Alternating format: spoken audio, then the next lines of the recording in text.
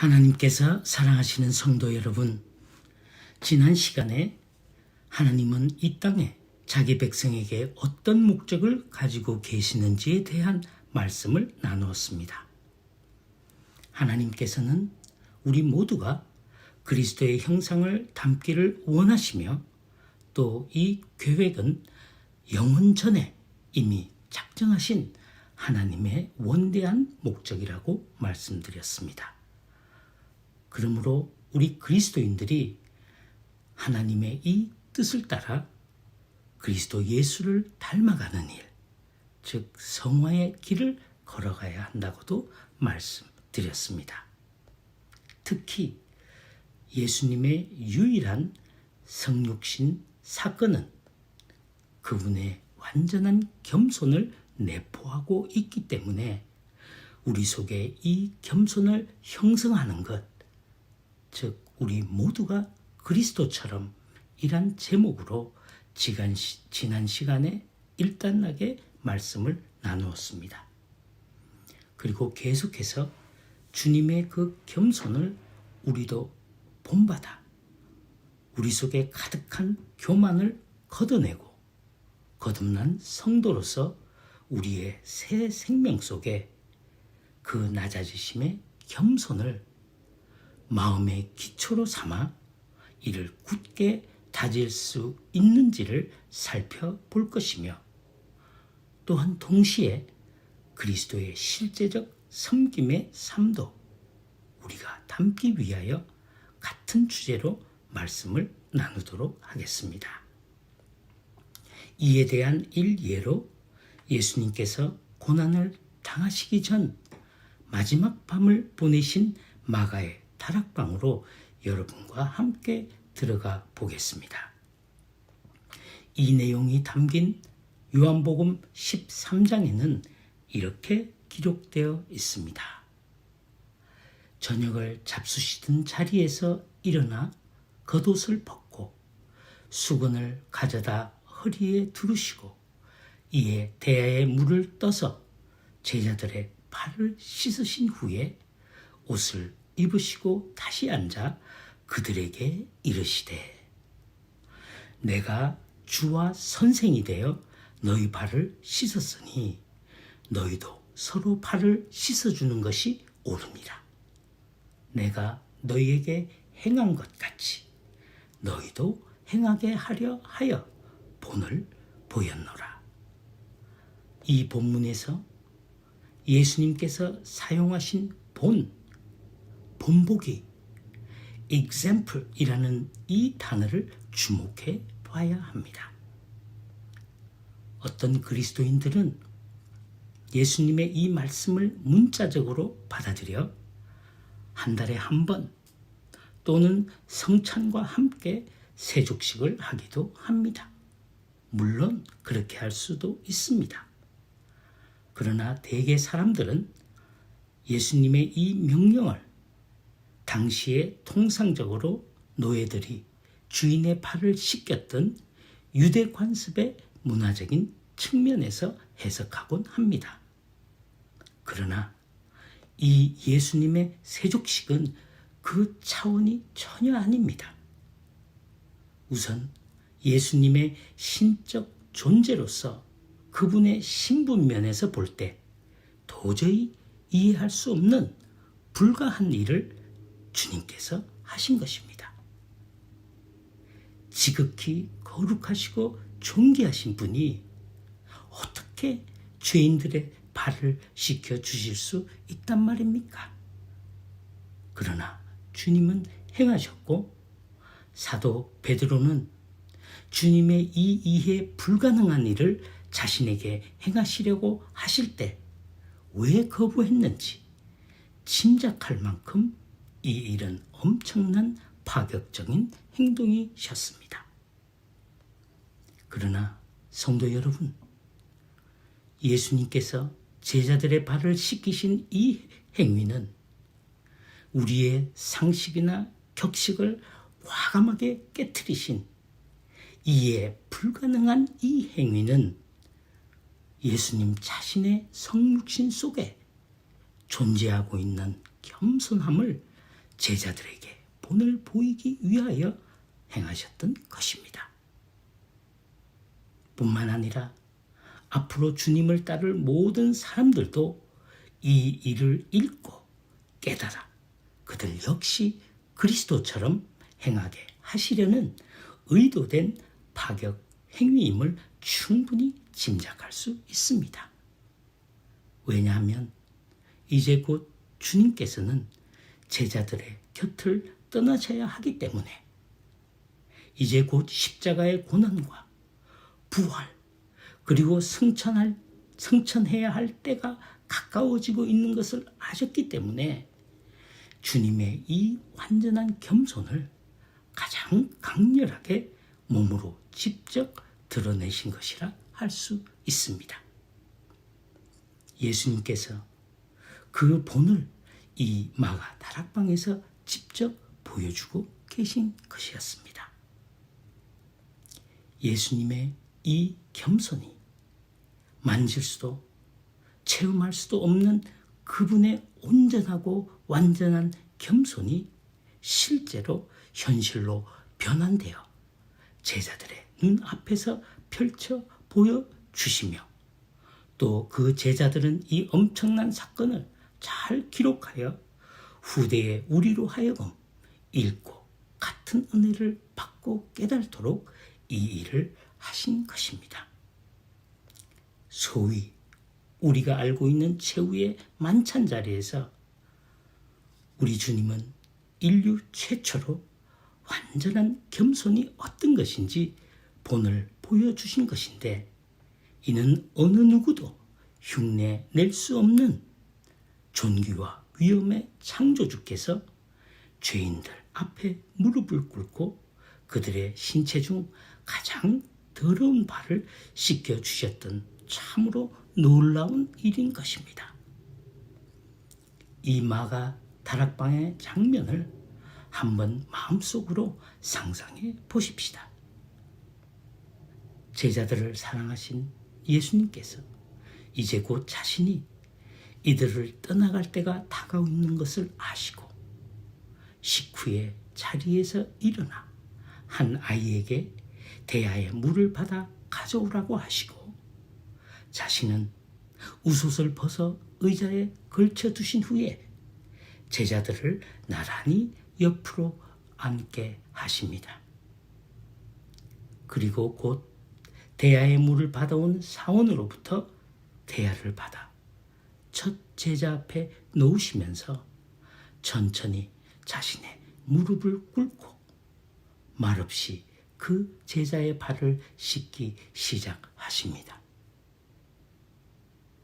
제자들은 너무 놀라워하고 있지만 누구 하나 소리내지 못하며 예수님께서 소매를 걷어 붙이시고 사랑이 듬뿍 담긴 손으로 그들의 발을 정성껏 세척을 하고 계심을 조용히 바라보고 있습니다. 누구도 입을 열 수 없는 진지하고 엄숙한 가운데 발을 내맡겼던 그 제자들의 눈에서 눈물이 흘러내려 뺨을 타고 대야의 물 위로 한 방울 한 방울씩 떨어지는 소리와 함께 주님의 애틋한 사랑의 기운이 온 방을 가득 메우기 시작합니다. 한 제자 한 제자씩 정성 어린 주님의 사랑의 손은 그들의 때묻고 먼지가 쌓인 투박한 발을 씻기시고 계십니다. 마치 어머니가 사랑하는 어린 아기를 씻는 듯 말입니다. 그리고 주님께서 베드로 앞에 무릎을 꿇었을 때 이미 눈물 범벅이 된 상기된 그의 얼굴로 그는 화들짝 놀라며 말합니다. 주여, 내 발은 절대로 씻지 못하리이다. 라고 소리치며 너무 황당하고 방황한 나머지 예수님의 손을 잡아 만류합니다. 그러나 그때 주님은 대답하십니다. 내가 너를 씻어주지 아니하면 내가 나와 상관이 없느니라. 예수님의 표정은 단호함을 넘어 결단과 사명감에 넘치신 어투로 베드로에게 종용하고 있습니다. 베드로는 또 한 번 크게 놀라며 주여 내 발뿐만 아니라 손과 머리도 씻어 주옵소서라고 울먹이며 대답합니다. 그는 참으로 주님으로부터 외면당하는 것을 견딜 수 없어하며 나와 상관이 없다는 주님의 말씀을 두려워하며 주께 순종하고 있습니다. 성도 여러분, 이보다 더 강렬한 겸손의 행위는 인류 역사상 없었으며 다시 재현될 수도 없는 것입니다. 하나님께서 사랑하시는 성도 여러분, 만약 오늘 주님께서 이 일을 우리에게 행하시려 하신다면 당신은 어떻게 반응하시겠습니까? 주님께서 오늘 우리의 발을 씻겨 주시겠다고 하면서 저와 여러분을 앉혀놓으시면 우리는 어떻게 반응하겠습니까? 십자가에 못 박히신 그 구멍난 손을 내미시며 우리 앞에 무릎을 꿇고 앉아서 내 발을 내밀라고 하신다면 여러분과 저는 어떻게 해야 하겠습니까? 일단 우리 모두는 베드로보다 더 펄쩍 뛰어야 하지 않겠습니까? 그러나 만약 우리가 끝까지 거부한다면 주님은 또다시 내가 나와 상관이 없다고 하실 것이 분명합니다. 성도 여러분, 그러나 주님은 지금도 우리의 발을 씻겨주고 계십니다. 우리가 죄의 먼지 구덩이 같은 세상을 매일 걷고 있다는 것을 아시기 때문에 매일 우리 발에 묵은 먼지를, 죄를 주님의 보혈로 씻겨주시고 계십니다. 이 주님의 겸손을 체험하고 우리도 이 겸손으로 행해야 합니다. 오래전에 한 가정을 방문한 그리스도인 형제가 그곳에 모인 성도들에게 세족식을 거행했습니다. 처음에는 매우 부담스러운 표정으로 망설임이 엿보였지만 세족식의 의미를 설명한 후 한 사람 한 사람 예수님의 마음으로 진행해 보았습니다. 세족식을 마친 각자에게 주님의 이름으로 그들의 신실한 신앙생활을 위해 간절한 마음으로 기도해주며 모두 세족식을 마쳤을 때 그들 눈가에도 눈물이 고여 있었고 그러나 그들의 얼굴은 환하게 웃는 기쁨으로 가득 차 있었습니다.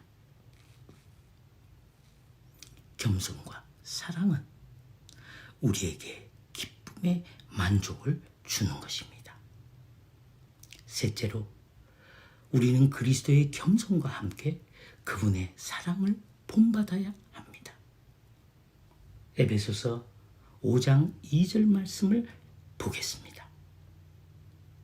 그리스도께서 너희를 사랑하신 것 같이 너희도 사랑 가운데 행하라. 그는 우리를 위하여 자신을 버리사 향기로운 제물과 희생 제물로 하나님께 드리셨느니라. 이 본문에서는 두 가지 점을 살펴보아야 하는데 먼저 사랑 가운데 행하라는 이 말씀의 의미에 대해서 살펴보겠습니다. 성도들이 행하는 모든 행실은 사랑이 동기가 되어야 하며 그 행동의 특징은 사랑이어야 한다는 뜻입니다. 그리스도인들이 빈번하게 사용하는 단어 중 하나가 사랑입니다.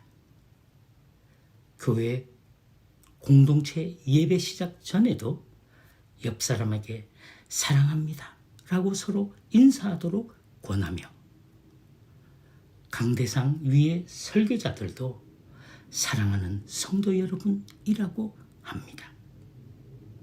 정말 성도들을 사랑해서 그렇게 말씀하시는 분도 있겠지만, 대개는 종교적인 인사의 말로 하는 것이 통례처럼 느낄 때가 더 많습니다.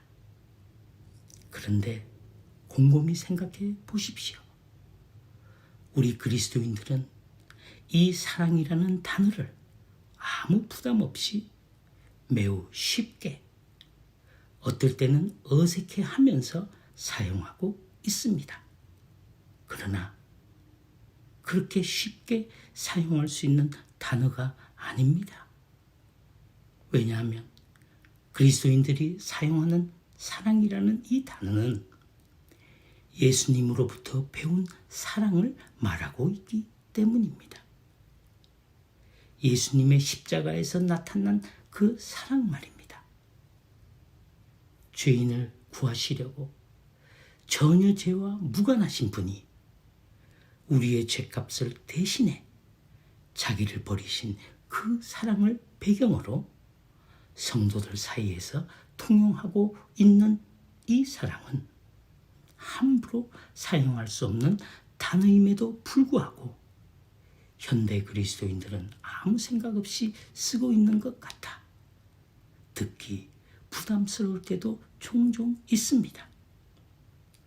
사실 사랑에는 여러 가지 요소가 갖추어져야 사랑이라는 추상적인 단어가 실제적인 감동으로 다가가서 사람들의 마음속에 그 사랑이 느껴지는 것입니다. 예수님의 사랑이 그분의 십자가와 동반될 때처럼 말입니다. 그러므로 우리 역시 그 사랑을 베풀 때는 시간을 따로 내야 하고 진정성 있는 물질도 동반되어야 하며, 무엇보다도 중요한 것은 주께 받은 사랑으로 인해 그 사랑의 대상을 향한 진정한 마음의 기도가 연합될 때 사랑이 사랑되게 나타나는 것입니다. 이는 마치 자유가 거저 주어지는 것이 아니듯이 사랑도 저절로 그냥 말로만 전달되는 것이 아닙니다. 그러므로 본문에 사랑 가운데 행하라는 이 의미는 그냥 단순히 읽고 지나칠 수 없는 예수님의 성육신 사건의 겸손과 십자가의 사건의 사랑의 의미를 깊이 묵상하여 깨닫게 될 때 비로소 우리도 같은 동기로 행할 수 있게 되기 때문입니다.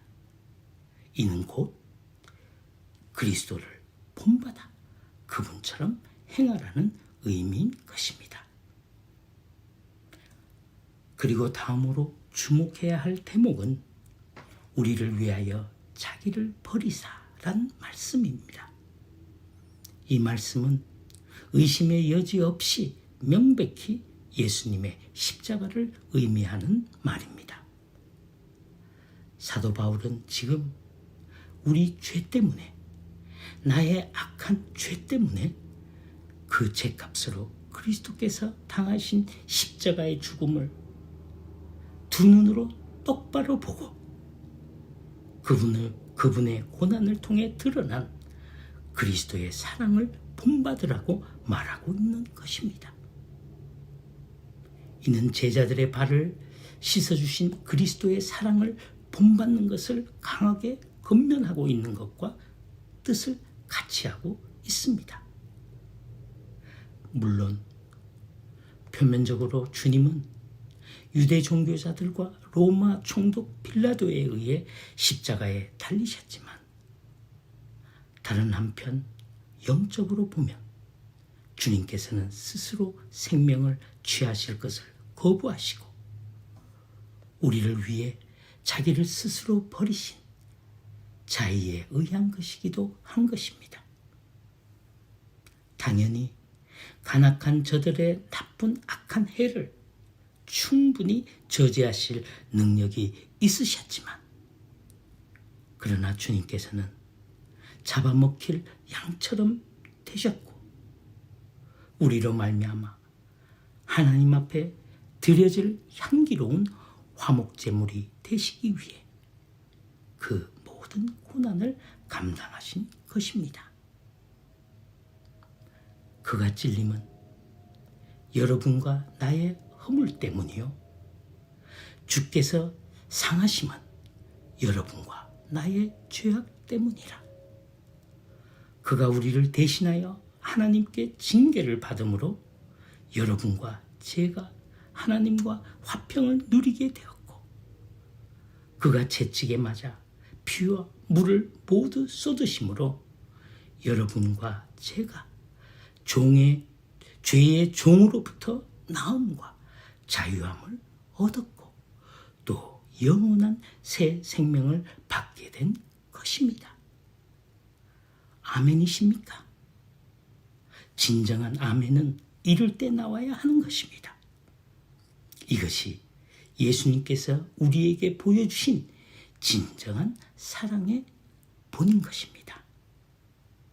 이렇듯 그리스도의 성육신 사건 속에 숨겨진 겸손과 그리스도의 실제적 섬김의 삶과 그리고 그리스도의 사랑, 이 세 가지 본은 현실의 그리스도인들의 삶 속에서 나타나야 할 예수님의 형상인 것입니다. 넷째로 우리는 오래 참고 견디는 그리스도의 인내를 본받아야 합니다. 이 인내의 본에 관해서는 베드로 사도의 가르침을 살펴보겠습니다. 베드로 사도는 베드로전서 곳곳에 그리스도의 고난에 빗대어 성도들의 고난을 암시하고 있습니다. 1장 6절 너희가 이제 여러 가지 시험으로 말미암아 잠깐 근심하게 되지 않을 수 없으나 2장 19절 부당하게 고난을 받아도 하나님을 생각함으로 슬픔을 참으면 2장 20절 선을 행함으로 고난을 받고 참으면 이는 하나님 앞에 아름다움이니라. 3장 14절 의를 위하여 고난을 받으면 복이 있는 자니 4장 1절 그리스도께서 이미 육체의 고난을 받으셨으니 너희도 같은 마음으로 갑옷을 삼으라. 이는 육체의 고난을 받는 자는 죄를 그침이니. 4장 12절 사랑하는 자들아 너희를 연단하려고 오는 불시험을 이상한 일 당하는 것 같이 이상히 여기지 말고.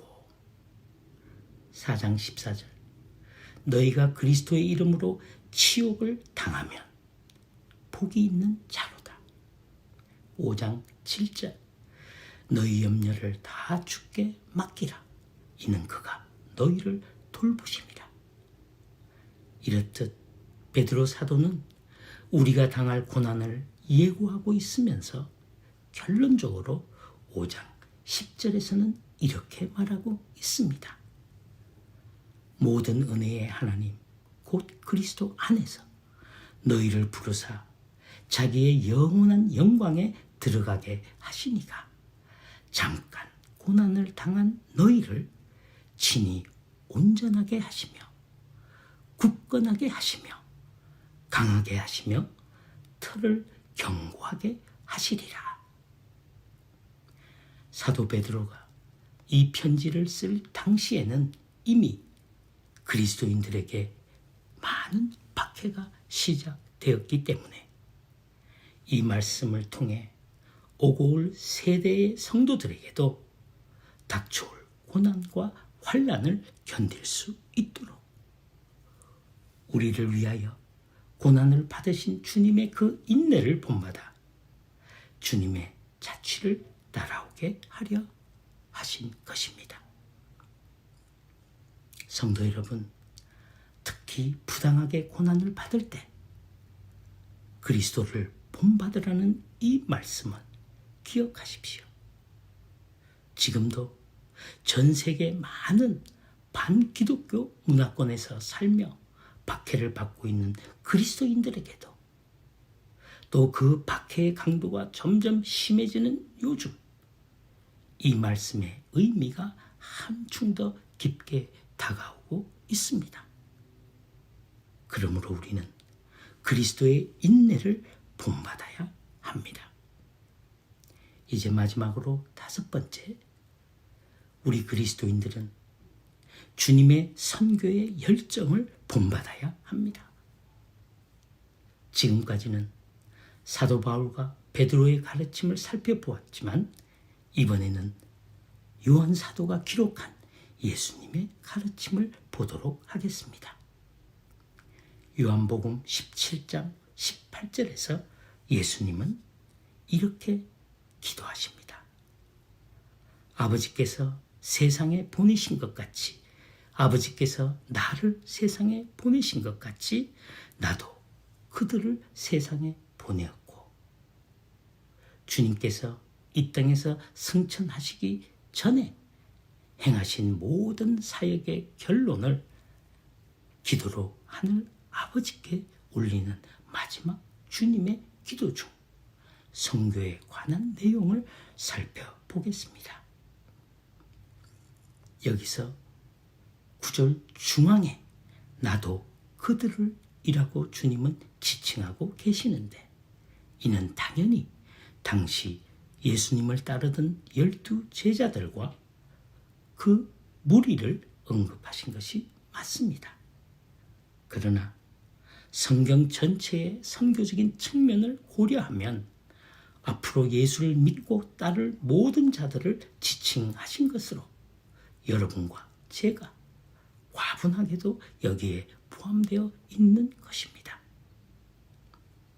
예수님께서는 요한복음 20장 21절에서도 제자들에게 사역을 위임하시면서 이렇게 말씀하십니다. 아버지께서 나를 보내신 것 같이 나도 너희를 보내노라. 이는 실로 중요한 말씀입니다.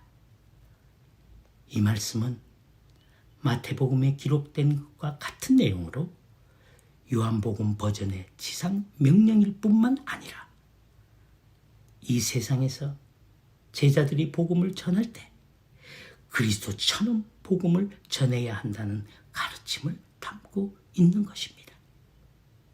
복음을 전할 때 내 마음대로 자기 계획이나 뜻이 아니라 그리스도가 했던 것처럼 우리도 똑같이 전해야 한다는 것입니다. 그러면 어떤 면에서 그렇게 해야 하겠습니까? 예수 그리스도는 하늘로부터 우리 인간의 세상으로 들어오셨습니다. 그러므로 우리 역시 다른 사람들의 세상에 들어가야 한다는 뜻입니다. 주님께서 말씀하지 않으셨습니까? 나도 그들을 세상에 보내었고 주님께서는 불신자들의 세상으로 들어오신 것처럼 이제 우리도 그와 같이 불신자들의 세계로 들어가야 한다는 뜻입니다. 여러분은 이 말씀에 순종하고 계십니까? 아니면 아직도 자기 자신도 살기 바쁜데 어떻게 다른 사람의 세상으로 나아갈 수 있나? 라고 생각하고 계십니까? 어느 한 성각자는 이 내용의 부분을 우리가 이해할 수 있도록 다음과 같이 잘 설명해 주었습니다. 들어보십시오. 의심하는 자들이 하는 의심과 질문하는 자들이 던지는 질문과 길을 잃은 자들이 느끼는 외로움 속에 들어가 애정어린 연민으로 그들과 함께 할 때, 그리스도처럼 그들과 함께 할 때 비로소 우리는 믿음을 말하고 권할 수 있게 된다. 참으로 적절한 말씀이 아닙니까? 다른 사람들의 세상에 들어가는 것, 이것이 바로 성육신적인 복음 전도인 것입니다. 진정한, 아니 진짜 선교는 모두 성육신적인 선교라야 합니다. 이것이 그리스도의 선교이며 이것을 우리가 본받아야 하는 것입니다. 이 내용은 사실 좀 더 자세한 설명이 필요한 것인데 이는 차후에 별도의 기회가 있을 것입니다. 그때 추가로 더 설명드리기로 하겠습니다. 이제 정말 마지막으로 그리스도께서 받으신 고난의 신비를 통해 우리도 우리에게 닥치는 고난을 어떻게 그리스도처럼 본받을 수 있을지에 대한 말씀을 드리고 마치겠습니다. 기독교가 말하는 고난이라는 주제는 그 자체로 거대한 주제이며 성도들은 다양한 방식으로 그 고난을 이해하고 있습니다. 그 중에서도 대표적인 것이 하나님께서 우리를 그리스도의 형상으로 빚으시는 과정의 하나로 고난을 이해하는 것입니다. 하지만 우리가 실망할 때든 좌절할 때든 괴로운 일과 슬픈 일을 당할 때든 우리는 로마서 8장 28절 29절의 말씀에 비추어 고난을 이해해야 합니다. 28절에 따르면 하나님은 항상 모든 일에 자기 백성에게 선이 되도록 일하신다는 것을 말하고 있습니다. 어떤 경우에도 하나님은 우리를 언제나 가장 선한 길로 인도하시는 분이시기 때문에 고난은 곧 축복이라고도 말하는 것입니다. 그리고 29절은 이 선한 목적은 바로 우리로 하여금 그리스도의 형상을 본받게 하는 것이라고 말하고 있는 것입니다. 그러므로 우리는 모든 면에서 그리스도를 본받아야 한다는 것입니다. 심지어 먹고 자고 일하고 쉬고 땀 흘리며 또 가르치고 배우고 설교하고 설교를 듣는 것까지도 최종적 목적이 그리스도의 형상을 담기 위함이어야 한다는 뜻입니다. 살아 숨쉬며 생각하고 행하는 모든 것이 이 목적을 향해 있을 때 우리 속에 내재하고 계신 성령께서 이를 이루도록 여러분과 저를 도우실 것입니다. 그런데도 우리는 자주 이런 질문에 빠집니다. 복음을 전하려는 우리의 이 노력이 왜 이렇게 자주 실패하는가? 그 이유가 무엇인가? 그 이유를 찾자면 여러 가지가 있겠지만 그래도 가장 큰 이유의 한 가지만을 말한다면 우리가 입으로 전하는 그 그리스도를 우리가 전혀 닮지 않았기 때문이라고 할 수 있습니다. 어느 통찰력 있는 선각자는 이 문제에 대해 이런 메시지를 남겼습니다. 자기가 말하는 대로 사는 자들이 하는 설교가 가장 효과적이다. 그들이 곧 메시지이다. 그리스도인들은 자기가 말한 대로 살아야 한다. 사람들에게 전달되는 것은 우리가 하는 말이 아니라 우리의 존재 자체이다. 진정성은 마음속 깊이 전해지게 마련이며 사람들에게 전달되는 것은 그 사람의 진정성이다. 이 얼마나 진솔한 경험적 고찰에서 나온 메시지입니까? 연설 같은 설교가 판치는 이때, 은행 불일치한 설교가 넘쳐나고 있는 이때에 그리스도인이라면 꼭 새겨들어야 할 충언입니다. 이것이 그리스도를 본받는 사람의 단순한 특징이 되어야 하는 것입니다. 우리 예수님은 진실로 은행과 삶이 일치하신 분이셨습니다. 이제 끝으로 그리스도를 본받는 것과 우리 속에 내재하시는 성령님과는 어떤 관계가 있는지 살펴보고 마치겠습니다. 지난 시간 또 오늘 이 시간에도 우리가 그리스도처럼 되는 것에 대해 많은 이야기를 나누었습니다. 그런데 이 모든 것이 과연 우리에게 일어날 수 있는 가능한 일이라고 생각하고 계십니까? 하나님을 영화롭게 하며 영원토록 그분을 즐거워하며 경외하며 그 명령에 순종하며 성육신의 겸손을 배우며 그리스도의 삶 속에 나타난 참 사랑과 헌신, 고난과 환난 가운데서도 인내하며 믿음을 지키는 이 모든 것이 성도들에게, 여러분과 저에게 가능한 일인지 묻고 있는 것입니다. 예, 맞습니다. 우리 힘으로는 절대로 불가능한 일입니다. 그래서 하나님은 우리에게 성령을 보내 내주하게 해 주셨던 것입니다. 성령에 힘입어 우리가 그리스도를 닮도록 우리 속사람을 변화시키는 작업을 하게 하셨습니다.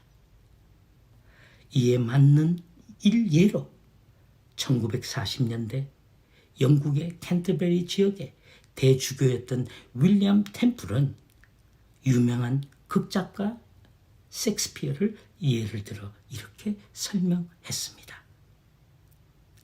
나에게 햄릿이나 리어왕 같은 희곡을 던져주고 그런 작품을 쓰라고 해봤자 아무 소용이 없다.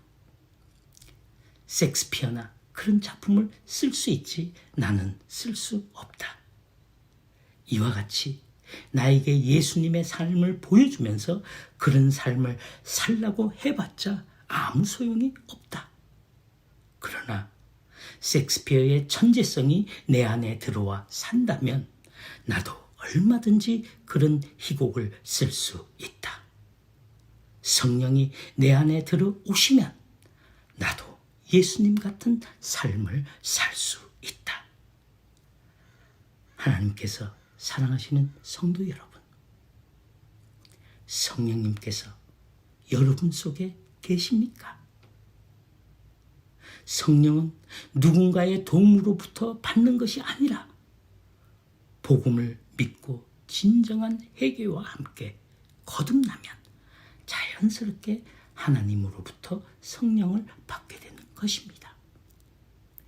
불 받아라, 성령 받아라고 외치는 미친 자들로부터 받을 수 있는 것이 아닙니다. 진정으로 믿고 회개하고 거듭나면 약속대로 그냥 받게 되는 것입니다. 성도 여러분, 회개하고 거듭나셨습니까? 성령께서 여러분 속에 계십니까? 정말 성령님께서 여러분 속에 내주하고 계십니까? 계신다면 분명히 그리스도를 닮는 삶이 내 속에서 형성되기 시작하여 믿음의 장성한 분량까지 이르도록 자연스럽게 성령의 열매로 그 증거가 나타나게 되어 있습니다. 이런 일이 여러분과 제 속에서 날마다 일어나야 합니다.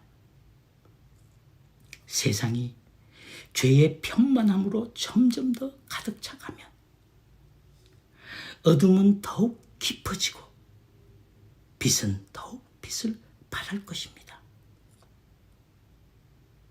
주님께서 마지막 때의 현실을 이렇게 말씀하셨습니다.